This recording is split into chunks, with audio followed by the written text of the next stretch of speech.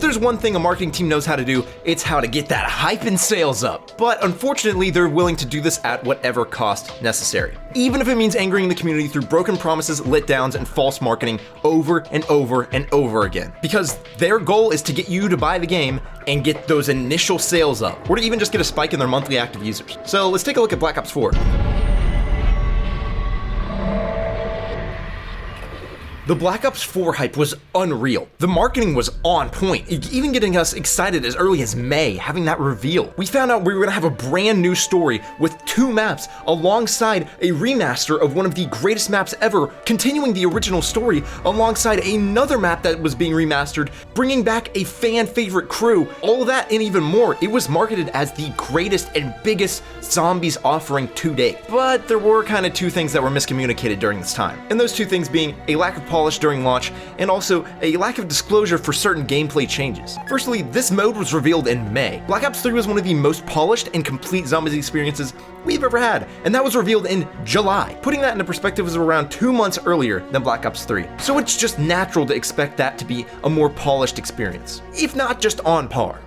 Well, as it turned out, Black Ops 4 ended up having one of the most abysmal launches in Call of Duty history. No, not right now. Why are these dogs not dying like there's— What do you mean? Can't even.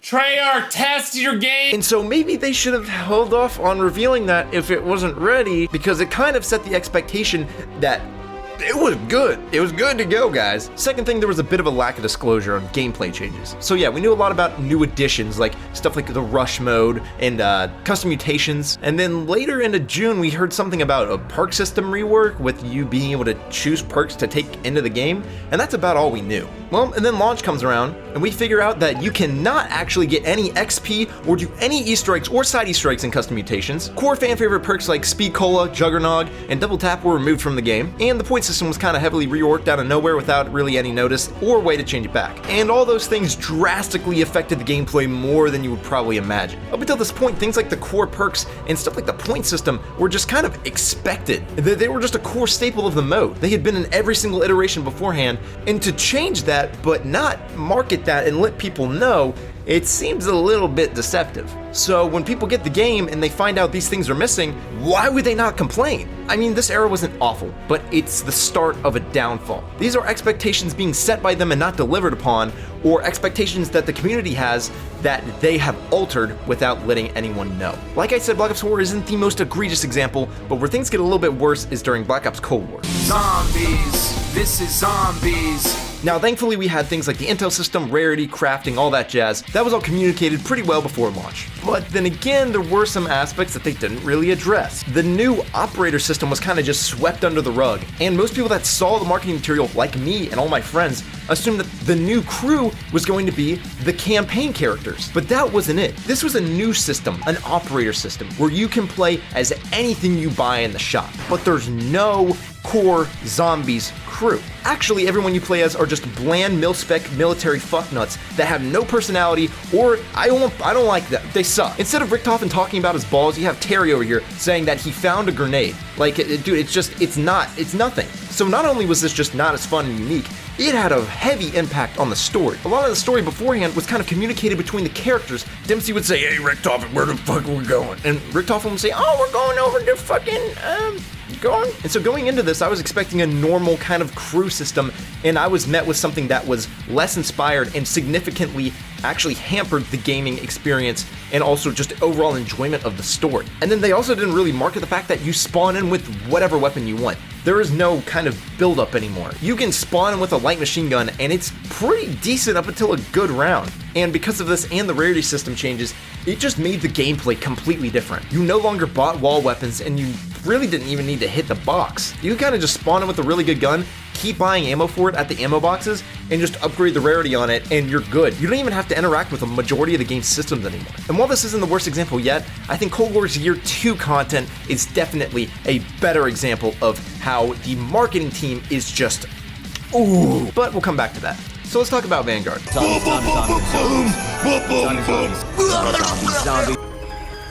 Now, Vanguard was marketed as a continuation of the Cold War story and experience, and it'd be also carrying a lot of stuff forward from Cold War, like the rarity, armor, loot, specialist, and story. And the upgrade systems were also expected to be a little bit similar to Cold War. Less than a month before Call of Duty game Vanguard released to critical we had seen almost nothing about the Zombies mode. But in around mid-October, we finally saw what Treyarch was cooking. We were given a full-scale cinematic trailer followed by a gameplay trailer saying this was going to be a brand new Zombies experience that will be a continuation of Cold War. As they said, the team is going to be pulling out all the stops and will be innovating on core Treyarch Zombies gameplay. Well, if by innovation they meant no wonder weapons, no pack-a-punch camo, 5 basic lifeless perks, no main Easter egg, and no side Easter eggs, I mean, I guess they did pretty good. So yeah, all of that was just marketing mumbo-jumbo, just a flat-out lie. It was a soulless, bare-bones bastardization of the mode, and it's basically just a spit in the face to anyone that expected a bit more than absolutely nothing. This is the obvious reaction when you compare the product we got to the one that was advertised to us. It's an objective downgrade with the removal of a lot of core mechanics. You can see this in the face of any YouTuber that played this game for the first time.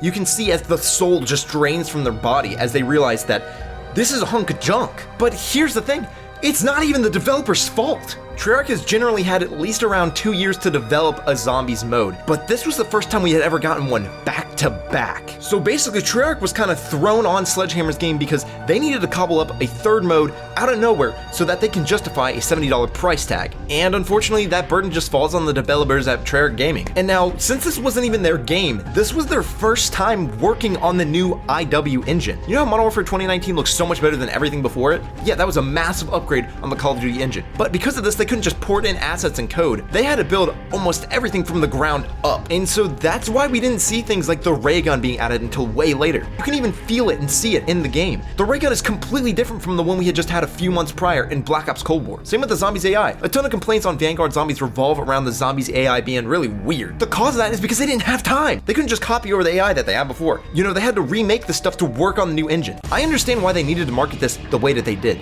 It's an inferior product, and they're just trying to squeeze as much money out of it as they can. It's kind of the job of the marketing team, but that's at the cost of the goodwill of the community. If you deceptively market or advertise your product, yeah, you might get a short-term boost in sales. All these people that you got to play your game and the goodwill you've built with your community just crumbling to the ground over time. Because when you make a slip up this big, you're gonna have to win back that goodwill of the community. People aren't just gonna blindly trust you anymore. There really isn't that community sentiment around Treyarch Zombies just having a magical thing to it where it's always something special. You know, I kind of just wish they would have told us that this game is basically a stepping stone, them implementing their mechanics into the new IW engine for their next game. So it's basically like a head start and it helps get things going smoother. And so because of that, traditional Zombies fans should not expect the usual. Because of this, it will allow for some experimentation. So it's expected that the team will do a lot of changing and experimenting with different game modes and gameplay aspects to see what works and what doesn't. Because that's really what this was. They were thrown on this and they tried to make the best of it. And so if you look at something like Modern Warfare 3 Zombies, it runs a hell of a lot better than Vanguard did. And you know, that's probably because a lot of that work is already done through Vanguard Zombies. That's all we needed to hear. No PR bullshit marketing speak.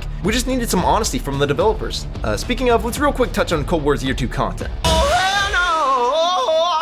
This is the cherry on top of the ass cake, the Cold War super Easter egg. Now, in reality, I'm sure the devs just wanted to throw something fun together real quick while they're working on other projects. But the way this was marketed did nothing but just brew more toxicity and discord between the developers and the community. In Black Ops 2, the super Easter egg gave you 2 unique endings, both with different rewards and upsides and downsides. In Black Ops 3, we saw a unique calling card, the permanent upgrade of the RK5 pistol being on your person in every match, and also the reward of Takio's katana and a permanent mystery box upgrade on Revelations. Both games had pretty cool rewards. So what did Cold War have to offer? Well, as advertised, they said it will give you 12 unique rewards on top of a watch, a permanent upgrade on every Zombies map, and this can all be found in a brand new location. Now think about how that sounds. That sounds awesome, right? Well, sorry to bust your balls, but no. Those 12 unique rewards, you know those little shitheads that pop up in the bottom right corner of your screen? Yeah, it's a PNG of just their faces. It's just 12 of those. It's just 12 faces. And you know, the watch and the calling card you got were both kind of interesting rewards. But the 12 unique rewards, the bulk of what was advertised was just a big fat fucking nothing burger.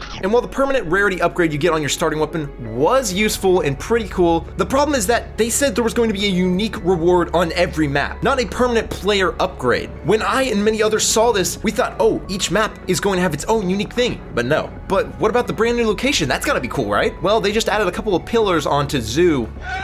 Like at the very least, I expected a new location somewhere, like just a room, like just a physical room somewhere on anything. But instead, our brand new location was just a bunch of fucking copy and pasted pillars in the middle of fucking nowhere. The thing is, I shouldn't feel this way, and neither should any of you. This really was just a fun little surprise the developers wanted to throw together to just give us something fun. But what happened is that Activision took that fun thing and tried to make it so much more than it actually was. Gotta get those monthly active users up, right, Activision? And once again, as expected, it backblasted right into their face, and it turned what was something fun into a PR disaster. It's becoming pretty clear that whoever's working on the marketing team doesn't really like to learn from their mistakes, so yeah, they did it again. Holy fuck, I'm coming. Let's talk about Modern Warfare 3 Zombies.